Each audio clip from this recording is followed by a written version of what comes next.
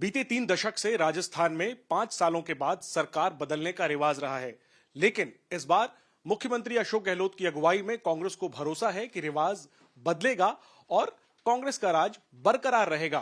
क्या इस भरोसे के पीछे वो 7 गारंटियां हैं जो कांग्रेस ने दी हैं? गहलोत साहब खास बातचीत करने के लिए हमारे साथ हैं। 7 गारंटियां जिनके साथ आप उतरे हैं, क्या उस पर भरोसा है जिसके वजह से आपको लगता है कि एक बार फिर आपकी सरकार वापस बनेगी? देखिए 5 साल की गवर्नेंस समझिए ना, वो मैं समझता हूँ कि लोग संतुष्ट हैं। इतनी स्कीम्स हमने लाए, महंगाई राहत दी हम लोगों ने, बेरोजगारी के लिए हमने चिंता की है कि 3 लाख लोगों को रोजगार दे रहे हैं। बहुत कम जगह होता हुआ ऐसा। 2 लाख तो लोग नौकरी लग चुके हैं, बाकी लग रही है, एग्जाम हो रहे हैं, इंटरव्यू हो रहे हैं, और कोई कमी नहीं रखी। हर क्षेत्र में हमने कानून पास करने में कोई कमी नहीं रखी। किसानों के लिए अलग से बजट पेश किया। तो जनता जानती है कि 5 साल में जो काम किए और 10 गारंटी दी थी वो लागू हो गई महंगाई राहत शिविरों में, तो विश्वास और जम गया। 25 लाख बीमा हिंदुस्तान में कहीं नहीं है इलाज का, हम दे रहे हैं। ओपीएस कर्मचारी भी लागू कर दिया। तो कई नवाचार ऐसे हुए हैं, लोग बहुत उससे खुश हैं। पहले के काम और अब आगे की 7 गारंटी, जीत की गारंटी का भरोसा है?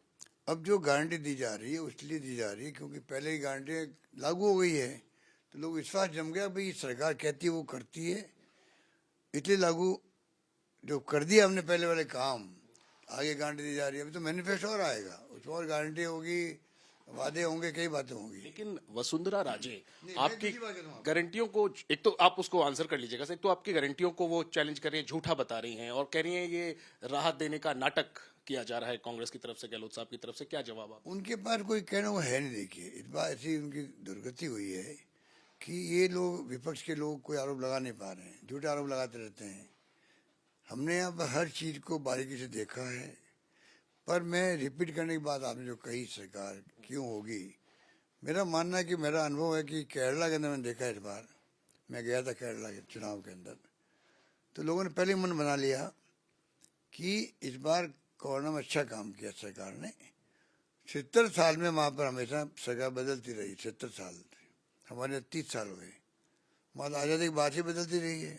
एक बार लेफ्ट, एक बार कांग्रेस गठबंधन, इस बार रिपीट हुई सरकार। वो अगर वहाँ पे काम हुआ कोरोना का शानदार, सरकार रिपीट हो सकती है। वो लोग भी पढ़े लिखे लोग हैं, तो मुझे पूरा यकीन है कि हमने तो उससे अच्छा काम किया है। हमारे तो भीलवाड़ा मॉडल WNS तक पहुँच गया। दुनिया भर तारीफ कर रही है मैनेजमेंट की, हमारे कोरोना मैनेजमेंट की। तो जो लोग सवाल उठा रहे हैं आपके 5 सालों के पिछले काम पर और आगे की गारंटियों पर, उन्हें आपने डिबेट की, बहस की चुनौती भी दी है। परमानेंट चुनौती है। किसको है? कोई आए, कोई नेता आ जाए उनका नहीं, वसुंधरा आएंगे तो पूरे मुझे खुद को बैठना पड़ेगा, और वरना हमारे कोई पीसी प्रेसिडेंट को मैं कहूँगा वो किसी को भेज देंगे बात करने के लिए। आप मुद्दों पे वसुंधरा राजे को बहस की चुनौती देते हैं? देखिए मैंने ये जरूर कहा है कि इतनी शानदार गारंटी हमने दी है, आप बहस कर लीजिए हमसे।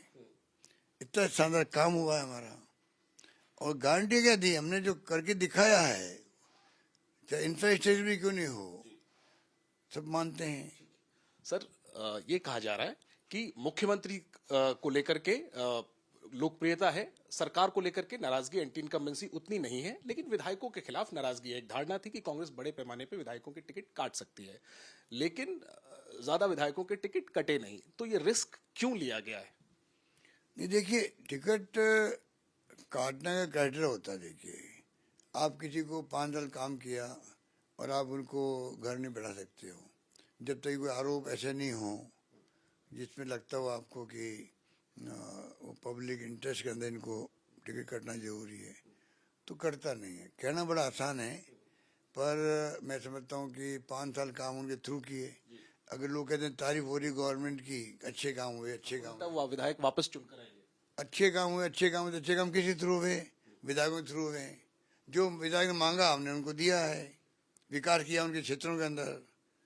तो जब सब काम उनके थ्रू हुए हैं तो विधायक की तो इम्पोर्टेंट होती है ना। आखिरी के जो 2 लिस्ट आए सर, एक आपके करीबी थे शांति धारीवाल, उनको मिला आखिरी लिस्ट में। एक और करीबी आपके महेश जोशी मंत्री, उनका टिकट कट गया, ये दोनों के टिकट पे बड़ी नजरें थी, आप कैसे रिएक्ट करते हैं? एक का टिकट कटा, एक को टिकट मिला। लोग जानना चाहते हैं कि गहलोत साहब को इस पर क्या कहना है।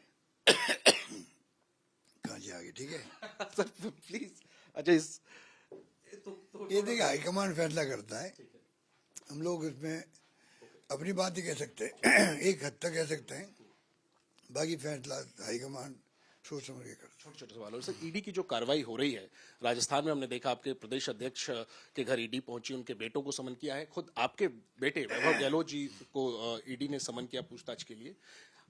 क्या आप रिएक्ट करेंगे और इसका कितना असर आपकी चुनावी तैयारियों पर पड़ रहा है? देखिए, जिस पर ED, income tax, CBI, economic offences के ऊपर कार्रवाई होनी चाहिए, भूल गए उनको। तो जो नीरव मोदी और विजय माल्या बैठे हैं, मेहुल चोकसी जी, ऐसे कई लोग हैं देश के अंदर इकोनॉमिक ऑफेंस करने वाले हैं। अब पूरा ध्यान जा रहा है पॉलिटिशियन पे, जा रहा है सरकार गिराने पर, सरकार बनाने पे जा रहा है। ये बहुत चिंताजनक बात है। तीनों एजेंसियां इंपॉर्टेंट देश के लिए। इकोनॉमिक ऑफेंस रुकेगा तो जाके देश का रेवेन्यू बढ़ेगा, क्राइम रुकेगा, सीबीआई एक्टिव होगी। तो इनका काम जो होना चाहिए था उसकी बजाय ये दबाव में काम कर रही तीनों एजेंसी, उचित नहीं कहा जा सकता। तो इसका असर क्या पड़ रहा है चुनाव पर? क्योंकि बिल्कुल चुनाव में तो असर हमारे पक्ष में पड़ेगा, इससे आपको फायदा होगा। हमारे पक्ष में होगा कि लोग कहेंगे भाई ये तंग करे। अभी कल तो पोलिंग है छत्तीसगढ़ चुनाव में, और कल परसों तो कार्रवाई हो रही थी वहां पर। ये तो मजाक बना रहे हैं इन लोगों ने। आखिरी में एक चीज लोग जानना चाहते हैं, कांग्रेस कितनी एकजुट है चुनाव के समय? क्योंकि बीते 5 साल हमने गुटबाजी देखी है। लोगों का सवाल है, मैं सीधा पूछ लेता हूं, क्या सचिन पायलट की तरफ से पूरा साथ अशोक गहलोत जी को मिल रहा है? हम सब मिलके काम कर रहे हैं, कोई दिक्कत नहीं है। सारी टीम एकजुट है सब मिलके कर रहे हैं काम, किसी को किसी शिकायत नहीं है। और बहुमत मिला तो क्या अशोक गहलोत जी चाहते हैं कि वो एक बार फिर शपथ लें? देखिए, ये बात हमारे पार्टी में परंपरा है, हाईकमान फैसला करती है, विधायक दल मीटिंग करता है, अपनी राय देता है, और बहुत स्मूथली काम होता है। हाईकमान का संदेश तो यही होगा कि आपने अच्छा काम किया और आपकी गारंटियों पर लोगों को भरोसा है। हाईकमान जो फैसला करता है उन सबको मंजूर होता है, बस ये हमारी परंपरा है। जिम्मेदारी के लिए आप तैयार हैं?